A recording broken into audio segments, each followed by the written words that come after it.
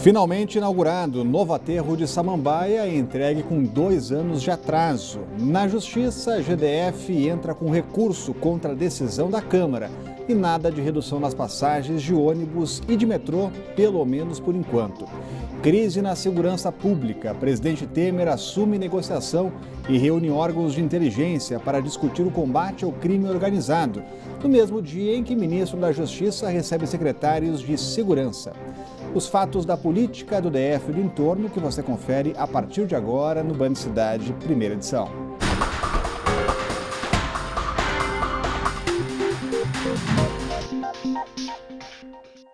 Olá, muito boa tarde a você. O governo inaugurou o aterro de Samambaia. A obra custa mais de 44 milhões de reais. E o Centro de Tratamento de Resíduos Sólidos era uma determinação da lei que mandou fechar os lixões do país e que já está em vigor desde 2014. O problema é que vai levar ainda pelo menos mais um ano até que o lixão da estrutural seja completamente desativado. Veja o motivo na reportagem. A inauguração do aterro sanitário de Brasília, em Samambaia, foi feita em clima de comemoração. Uma conquista para o meio ambiente depois de décadas de espera. O espaço de 760 mil metros quadrados tem vida útil estimada de 13 anos e capacidade para comportar mais de 8 milhões de toneladas de rejeito. A construção é dividida em 4 etapas. A primeira tem 110 mil metros quadrados de área de aterramento. São 900 toneladas por dia inicialmente, que é 1/3 do lixo de Brasília. Eles estão vindo prioritariamente das usinas de tratamento da Ceilândia, da Asa Sul e das estações de transbordo e triagem de Sobradinho e de Braslândia. Mas, ao contrário do que a população do Distrito Federal espera, a abertura do aterro sanitário de Brasília não significa o fim imediato de um grave problema ambiental que a capital enfrenta há anos. O rejeito que será colocado aqui representa apenas 1/3 do material coletado em todo o Distrito Federal. Ou seja, pelo menos por enquanto, o lixão da estrutural vai continuar. Nós teremos, no meados de 2018, a possibilidade real de efetivamente encerrar as operações do lixão.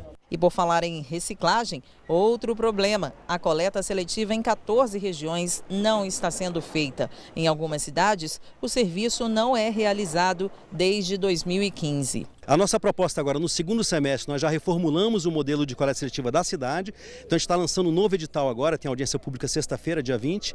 E a gente deve ter essa contratação feita no segundo semestre, com um novo modelo de coleta seletiva atingindo todas as regiões administrativas, mas de modelos diferentes, né? Mas nem todos que estavam no evento viam no aterro uma solução. Este morador de Samambaia questiona o local escolhido para o aterro. Todo o Distrito Federal vai pagar esse preço e preço caro.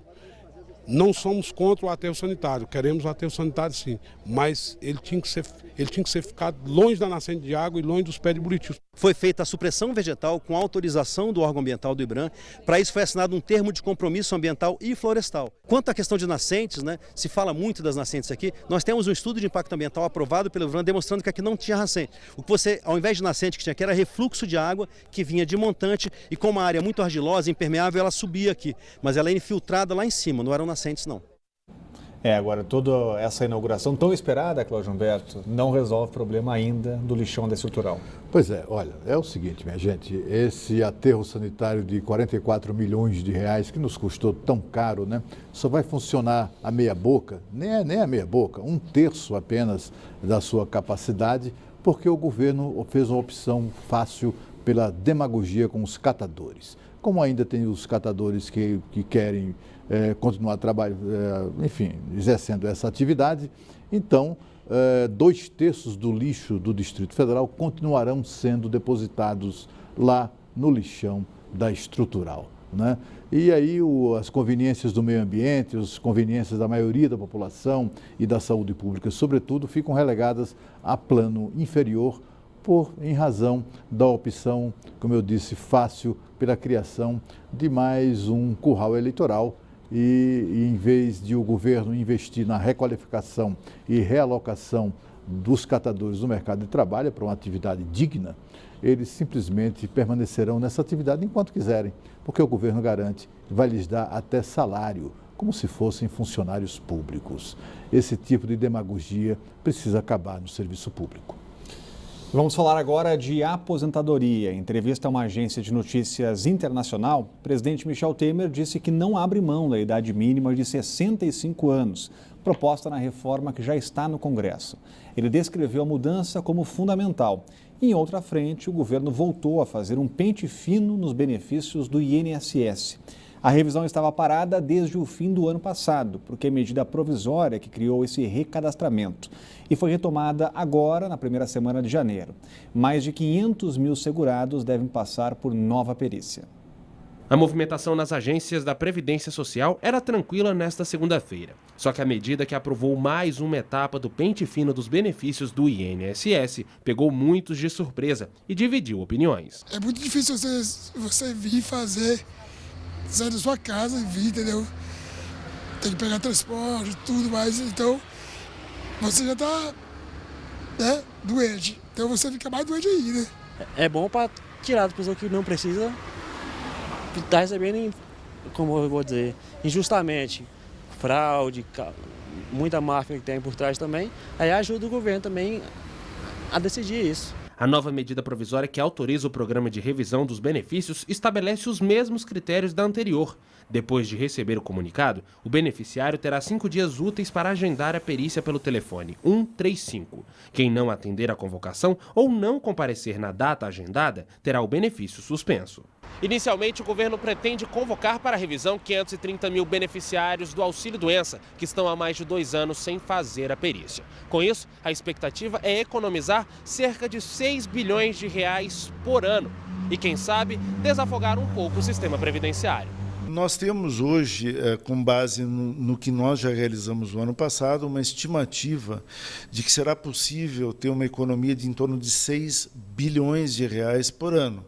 São recursos que continuarão no fundo da Previdência, serão utilizados exclusivamente para pagamento de benefícios para aquelas pessoas que realmente precisam do benefício. O auxílio-doença e a pensão por morte são os dois componentes, são os dois seguros mais importantes que tem na Previdência. Então, um pente fino nos dois é fundamental.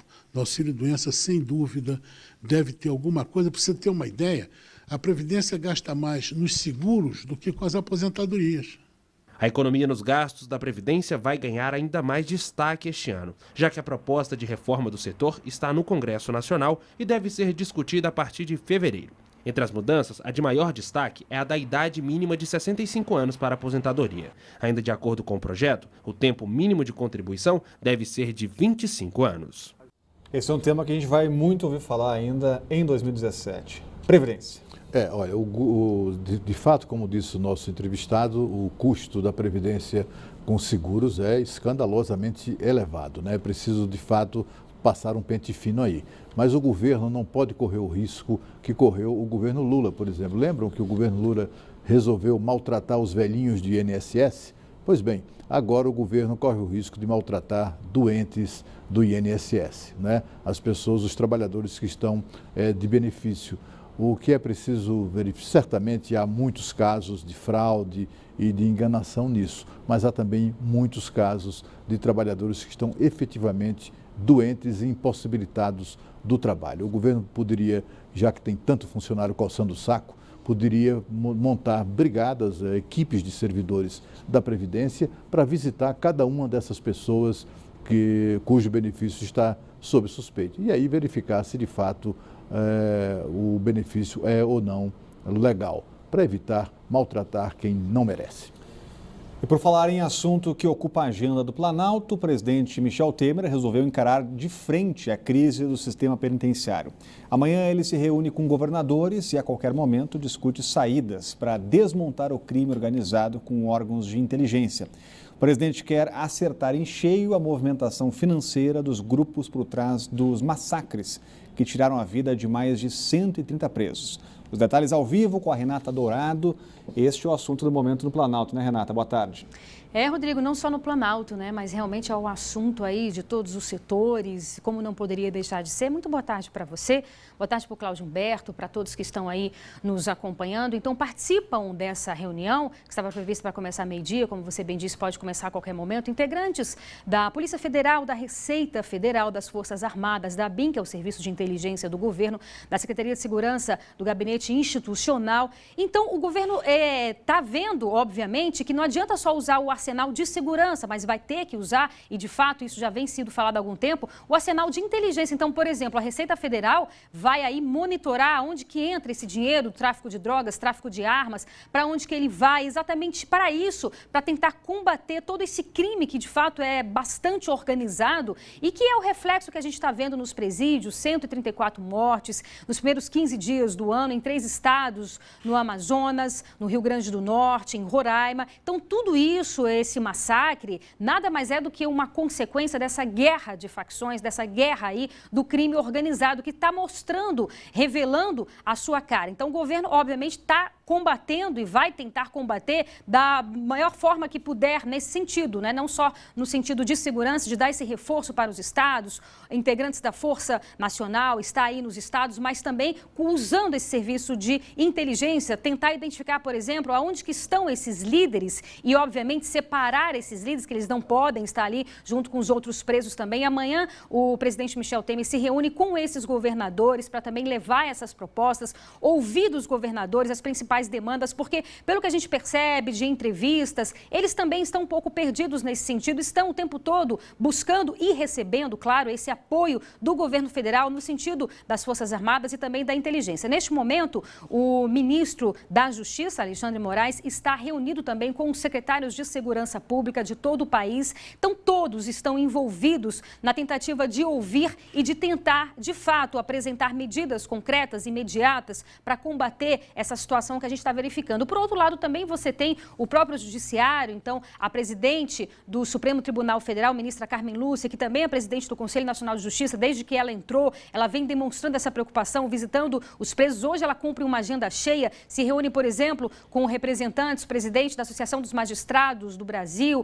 se reúne com integrantes também do Conselho Nacional de Justiça, com o próprio ministro da Educação, porque tem essa proposta de concretizar, ou seja, de levar bibliotecas para os presídios, levar mais educação para esses presos. Então, a gente percebe que é um verdadeiro arsenal de vários os lados para tentar combater essas cenas tristes que a gente verifica, ou seja, o crime organizado comandando os presídios do Brasil. Então, Rodrigo, várias ações, várias atitudes de vários setores, dos 3 poderes, digamos assim, e também do Ministério Público, todos estão unidos para tentar combater essa situação. Daqui a pouco, a gente volta falando um pouco mais sobre isso, falando, por exemplo, da greve dos agentes penitenciários do Rio de Janeiro. Os agentes penitenciários aqui do Distrito Federal também fizeram uma passeata. Então, daqui a pouco a gente volta falando mais sobre esse assunto. Rodrigo. Obrigado, Renata. Tema importante, semana recheada de reuniões aqui em Brasília, Cláudio Humberto. Olha, o que a gente verifica que na questão prisional no Brasil, o que falta é disciplina nas cadeias, né? Há muitas regalias para presos. Você vê aí,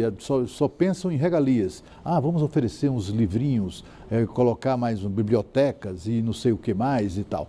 Eles só pensam isso, as autoridades caem na lorota, na conversa fácil, de que o problema prisional decorre de superlotação ou de um sistema que é injusto ou coisa que o vale. Muito pelo contrário, o sistema prisional brasileiro facilita a vida de bandido. Bandidos aqui no Brasil têm televisão em sua cela. Isso é intolerável. Em lugar nenhum do mundo isso existe. O que o governo precisa fazer é estabelecer um protocolo unificado, nacional, de disciplina de tratamento dos presos no sistema prisional de uma maneira geral, ainda que continue sob a tutela dos governadores estaduais, como é o caso de hoje. O que precisa ser feito também é a punição daquelas pessoas que trabalham nos presídios e facilitam a entrada de celulares, de drogas e também de dinheiro vivo para circular nos presídios, que é um grave problema mesmo também de segurança interna nas unidades prisionais aqui no Brasil. É preciso punir com rigor, absoluto rigor, o bandido que, travestido de servidor do sistema prisional, acaba recebendo suborno para facilitar a vida dos detentos. O que aconteceu no Rio Grande do Norte, minha gente, é que detentos de uma facção que ocupava um pavilhão invadiram um outro pavilhão controlado por outra facção. Foi aí que se estabeleceu aquela chacina que se verificou lá. Alguém abriu as duas portas, não é? Alguém recebeu dinheiro para abrir a porta ou os portões de um pavilhão e também abrir os portões do pavilhão que foi invadido. Portanto, isso é que precisa ser verificado. Não precisa investir muito mais, a não ser no cumprimento rigoroso da legislação. E a seguir, veja quais as 9 regiões que amanheceram sem água e quais as próximas na fila do racionamento. Band Cidade, volta já.